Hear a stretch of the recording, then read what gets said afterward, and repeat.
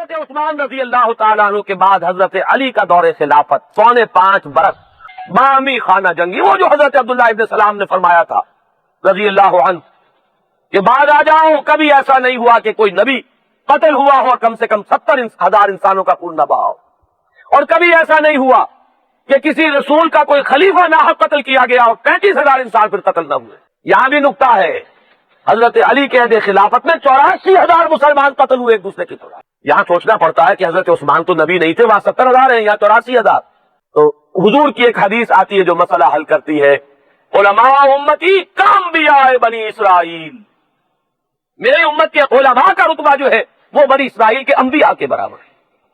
تو علماء سے تو بہت اونچے ہیں حضرت عثمان رضی اللہ تعالیٰ عنہ، تو وہاں تو ظاہر بات ہے کہ اس سے زیادہ اللہ تعالیٰ کا غضب جو ہے عرش آدم جس طرح تھرایا حضرت حسن کا ساتھ جو میں نے آپ کو کل سنایا تھا، اس کا ظہور ہے جو ہمیں پورے 4.25 برس نظر آ رہا ہے۔ لیکن معاذ اللہ ثم معاذ اللہ، تاریخی واقعات اپنی جگہ، لیکن معاذ اللہ اس کا کوئی الزام حضرت علی کی ذات پر نہیں ہے رضی اللہ تعالیٰ۔ انہوں نے امکانی حد تک معاملات کو سلجھانے کی کوشش کی، اپنی جان دے دی، اس سے بڑھ کر اور کیا ہے۔ لیکن یہ ہے کہ حالات کی گمبھیری، سازش کی گہرائی، جس طرح وہ جڑوں کے اوپر جا کر پیشہ پڑا تھا، اس نے جو فضا پیدا کر دی تھی، تو اس میں کوئی قصور نہ حضرت عثمان کا تھا رضی اللہ تعالی عنہ، نہ کوئی قصور حضرت علی کا ہے رضی اللہ تعالی عنہ۔ ہاں، کامیاب ہوئے، گھی کے چراغ جلے اللہ کے دشمنوں کی، ان کی سازش کامیاب ہو۔ اب آپ غور کیجئے، فوراً ہی جو جنگ ہوئی وہ جنگ جمل ہے۔ جنگ جمل میں تو امیر معاویہ تو مقابلے میں نہیں آئے، وہ تو شام میں بیٹھے ہوئے۔ فوری طور پر جو مطالبہ لے کر اٹھے حضرت عثمان کے قصاص کا، یہ بھی نوٹ کیجئے کہ حضرت طلحہ حضرت زبیر مدینے میں تھے جب شہادت ہوئی حضرت عثمان کی، اور تینوں کے بارے میں کہا تھا ان سب بھائیوں نے کہ ہم قتل کر دیں گے تینوں کو اگر وہ بیعت نہیں ہوتی۔ حضرت علی نے بیعت قبول کر لی۔ ان دونوں حضرات نے جا کر مشروط بیعت کی کہ اگر آپ قاتلین عثمان سے قصاص لے سکیں اور عدل قائم کر سکے تو ہم آپ کے ہاتھ پر بیعت کرتے ہیں۔ کچھ دنوں انتظار کیا، وہاں نظر آ رہا ہے کہ وہ تو چھائے ہوئے۔ اب آپ کو معلوم ہے کوئی اسٹینڈنگ آرمیز تو تھی نہیں کہ فوراً جو ہے ماشاء اللہ لگا کر اور فوجوں کو جو ہے وہ سڑکوں پر لا کر پھیلا دیا جاتا، وہ تو ہے ہی نہیں۔ فوجیں تو تھی یا تو شام میں یا مصر میں، امیر معاویہ کے پاس، حضرت عمرو بن العاص کے پاس، یا یہ کہ ادھر مشرقی بہات پر، اور وہ کئی بار کہہ چکے تھے حضرت عثمان سے کہ ہمیں اجازت دیجیے کہ ہم فوجیں بھیج دیں۔ حضرت عثمان نے اجازت دے دی، تو یہاں تو کوئی فوج ہی نہیں۔ مہینہ ذوالحجہ کا ہے، اکثر لوگ گئے ہوئے مکہ مکرمہ حج کے لیے، وہ تو موقع انہوں نے ایسا تلاش کیا۔ اب حضرت علی کیا کریں تنے تنہا؟ اور کیجئے، کئی ہزار جو ہے سبائی مدینے کے اندر دندناتے پھر رہے ہیں، طاقت ان کی ہے، غلبہ ان کا ہے۔ حضرت علی بیعت نہیں قبول کرتے تو وہ نظام ہی نہیں، بدنظمی ہے، کیوس ہے، انارکی ہے۔ کرتے ہیں تو ان کے پاس کون سی فوج رکھی ہے کہ وہ فوراً ان کو پکڑوا لیں، گرفتار کر لیں اور سزا دے دیں۔ اب دیکھیے یہ وہ الجھاؤ ہے، کریں تو کیا کریں۔ ادھر حضرت طلحہ اور زبیر کا دباؤ پڑ رہا، ان کی گوشمالی کیجئے۔ آپ خلیفہ ہیں، امیر المومنین ہیں، اب آپ پر ذمہ داری ہے۔ حضرت علی کچھ کر نہیں پا رہے۔ یہ دونوں حضرات بھی مکے چلے گئے، وہاں حضرت عائشہ صدیقہ رضی اللہ تعالیٰ عنہ، وہاں طے ہوا کہ یہ مسئلہ نہیں ہوگا۔ حضرت علی رضی اللہ تعالیٰ عنہ اس وقت جن لوگوں کے نرغے میں آ گئے ہیں، تو ان کو جب تک اس نرغے سے نہیں نکالا جائے گا ممکن، لہذا یہ کھڑے۔ اب آپ غور کیجئے، ام المومنین حضرت عائشہ صدیقہ رضی اللہ تعالیٰ ایک طرف، ان کے ساتھ کون؟ طلحہ اور زبیر۔ یہ کون ہے؟ یکے العشرہ مبشرہ، چوٹی کے 10 صحابہ میں سے یہ دو ہیں۔ یہ استثاث عثمان کا مطالبہ لے کر کھڑے ہوتے، پیش قدمی کرتے ہیں، بصرہ فتح کر لیتے ہیں، ادھر سے حضرت علی اب نکلتے ہیں۔ ارادہ ان کا تھا حضرت معاویہ کے ساتھ، لیکن یہاں تو ایک نئی سچویشن پیدا ہو گئی۔